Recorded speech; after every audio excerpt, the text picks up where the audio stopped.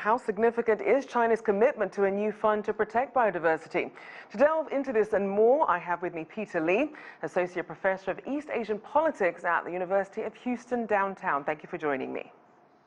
Good to be here. Thank you for having me. And You're very welcome. I first want to start with the significance of President Xi's pledges today. Firstly, the $232 million fund. Glad that the Kunming conference has finally been held in Kunming, the city that has drawn, international attention in the last, over a year because of 15 wandering elephants.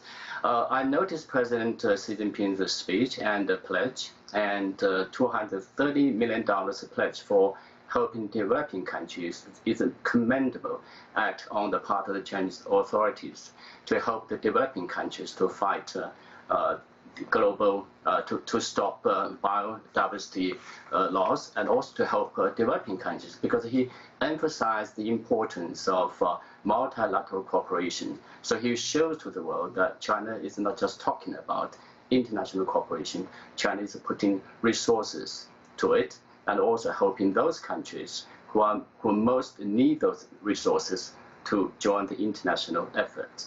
And certainly funding and implementation is key here. Do we know how much about will these funds be distributed or how they'll be prioritized? What do we know so far?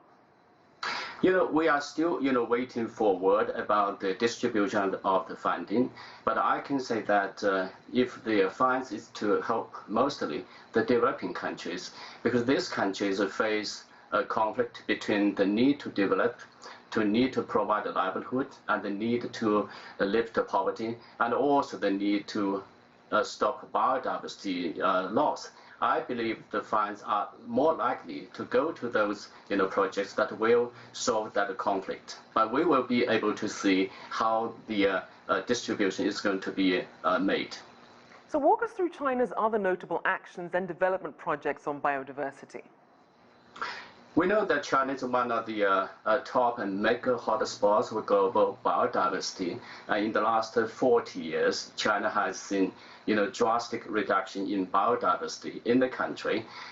In the last 10 years, we also see China taking active actions to improve environment. Besides what we already know, that the restoration of some of the wetland, and fighting deforestation, and of course the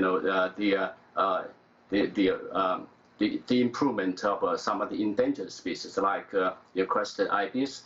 China has also made efforts, for example, to stop commercial fishing in the Yangtze River, and also the massive reforestation efforts. So then what is the likelihood that President Xi's announcement will lead to other countries making or reviewing their own biodiversity portfolios?